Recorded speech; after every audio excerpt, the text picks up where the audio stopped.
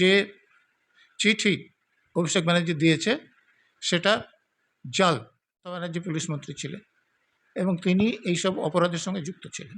অপরাধীদের তিনি আশ্রয় এবং প্রশ্রয় দিতেন, যার ফলে তার দলে তাকে দিয়ে শুরু করে বড়, মাঝারি, ছোট সব নেতা অপরাধী হয়ে গিয়েছিলেন।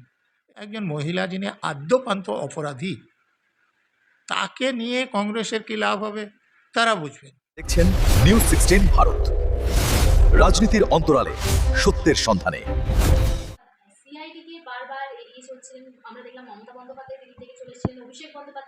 ভবানী ভবনে যেটা হাজিরা দিলেন সেটা তিনি মে মাসের 20 তারিখে স্পিকারের কাছে একটা চিঠি পাঠিয়েছিলেন যে 6 তারিখে একটা মিটিং হয়েছে, সেখানে শোভনদেব চট্টোপাধ্যায়কে লিডার অফ অপোজিশন নির্বাচিত করা হয়েছে এবং সেখানে যারা এমএলএ ছিলেন তাদের সিগনেচার ছিল। তো পরবর্তীকালে দুজন এমএলএ স্পিকারের কাছে জানান যে তারা এটা 6 তারিখে নয় 19 তারিখে তারা সিগনেচার দিয়েছিলেন এবং শোভনদেবকে লিডার অফ অপোজিশন করার জন্য কোনো রকম সিদ্ধান্ত সেখানে নেওয়া হয়নি। অতএব যে চিঠি অভিষেক ব্যানার্জি দিয়েছে সেটা জাল। তো এর পরিপ্রেক্ষিতে বিধানসভা থেকে একটা মামলা শুরু করা হয়। সেই মামলা তদন্তভারে সিআইডি নেয়। সিআইডি একবার তো 3বার নোটিশ পাঠিয়েছিলেন, তিনি হাজির হননি। যেমন প্রথমবার বলেছিলেন যে শোনার পরে গিয়ে তিনি অসুস্থ, সেই জন্য যেতে পারেননি। কিন্তু দ্বিতীয়বার যখন তাকে ডাকা হয় তিনি দিল্লিতে চলে যেতে পারেন, কিন্তু ভবানী ভবনে যেতে পারেন না। তৃতীয়বারেও তিনি যখন আসেননি, তিনি হাইকোর্টে মামলা করেছিলেন সিআইডি নোটিশের বিরুদ্ধে। তো কেস তো হাইকোর্ট খারিজ করেনি, তাকে শুধুমাত্র একটাই সুবিধা দিয়েছে যে একটা নির্দিষ্ট তারিখ পর্যন্ত তাকে গ্রেপ্তার করা হবে না, এবং সেটাও যদি তিনি তদন্তকারীদের সঙ্গে সহযোগিতা করেন, এবং সেটা তিনি করেন, হাজিরা দেন। তারপরে কি জিজ্ঞাসাবাদে কি পাওয়া গিয়েছে সেটা তো 14 তারিখ তাকে আবার ডাকা হয়েছে, এটাই গণমাধ্যমে আমরা দেখছি। অপরাধ করলে তো হবে। এতদিন এ রাজ্যের ক্ষেত্রে তার পিসি এবং মাসি রাজ্যের মুখ্যমন্ত্রী ছিলেন, পুলিশ মন্ত্রী ছিলেন, ফলে পুলিশের লোকেরা তার বিরুদ্ধে কেস নথিবদ্ধ করতেন না, এবং ফলে তিনি মনে করতেন যে তিনি যে কোনো রকম অন্যায় করতে পারেন, তার জন্য তার বিরুদ্ধে কোনো ব্যবস্থা নেওয়া হবে না। দেখুন, এটা প্রশাসনের লোকদের, পুলিশের লোকদের করা উচিত ছিল। তো আমি তো বললাম যে মমতা ব্যানার্জি পুলিশ মন্ত্রী ছিলেন এবং তিনি এইসব অপরাধের সঙ্গে যুক্ত ছিলেন। অপরাধীদের তিনি আশ্রয় এবং প্রশ্রয় দিতেন, যার ফলে তার দলে তাকে দিয়ে শুরু করে বড়, মাঝারি, ছোট সব নেতা অপরাধী হয়ে গিয়েছিলেন। এবং এই অপরাধীদের যতদিন তিনি পুলিশ মন্ত্রী ছিলেন পুলিশের হাত থেকে রক্ষা করতে পারতেন তারা ছিলেন। যেই মুহূর্তে তিনি ক্ষমতাচ্যুত হয়েছেন সেই মুহূর্তে দেখুন সব উড়ে যাচ্ছে, কেউ আর মমতা ব্যানার্জির সঙ্গে থাকছে না, কারণ তারা মমতা ব্যানার্জির সঙ্গে ছিলেন যে পুলিশের থেকে তিনি পরিত্রাতা। এখন সে ক্ষমতা নাই, অতএব তারাও তার সঙ্গে নাই। দেখুন, তৃণমূলের লোকেরা তো একদম একটা ভয়ের পরিবেশ সৃষ্টি করে সাধারণ লোককে ভোট নাতে দিয়ে গুন্ডা বদমাশদের দিয়ে ভোট রিগিং করে জিততেন। 21 সালে যদি ভোট রিগিং না করতেন তাহলে তারা ক্ষমতায় আসতেন না, এবং ভোট পরবর্তী হিংসাতেও প্রচুর লোককে তারা হত্যা করেছেন। এবার রিগিং হয়েছে কিন্তু ততটা করতে পারেনি, যার ফলে তারা ক্ষমতায় আসতে পারে। রক্ষীর জন্যে তো তিনি একজন সাধারণ কনস্টেবল, তার পক্ষে এতটা সম্পদ লাভ করা সম্ভব নয়। অনুব্রত মণ্ডল যে অপরাধী ছিলেন তার দেহরক্ষীও তার অপরাধের সঙ্গে যুক্ত ছিলেন, এবং তার ফলে যে সম্পদ সেগুলো অবৈধ সম্পদ।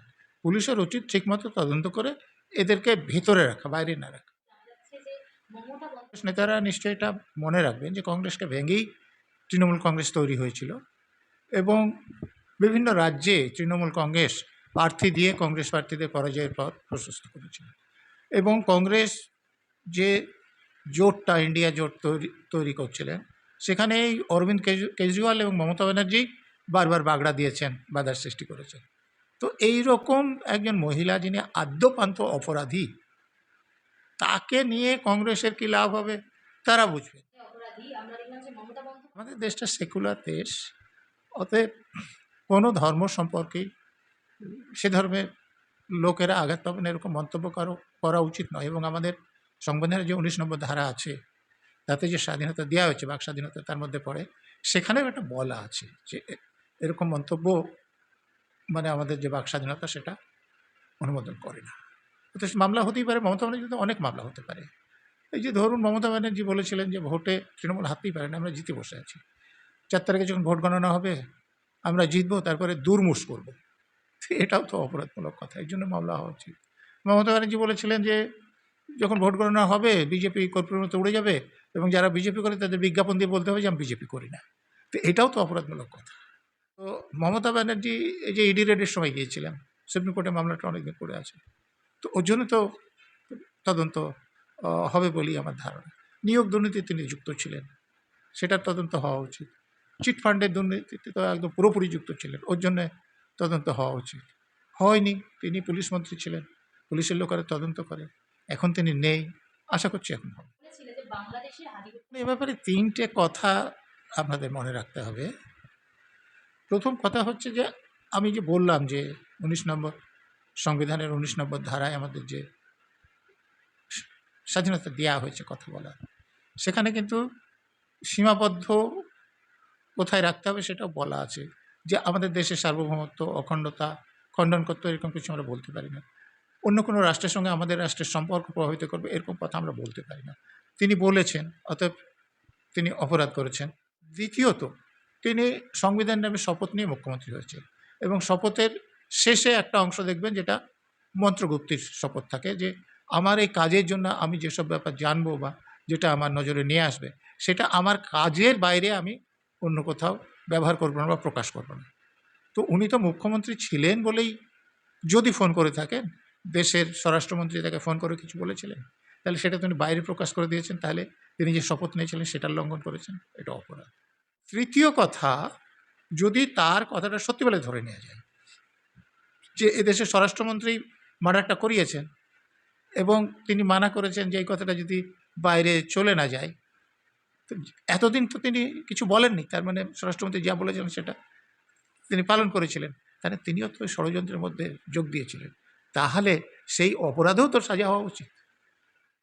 নিউজ 16 ভারত, রাজনীতির অন্তরালে সত্যের সন্ধানে।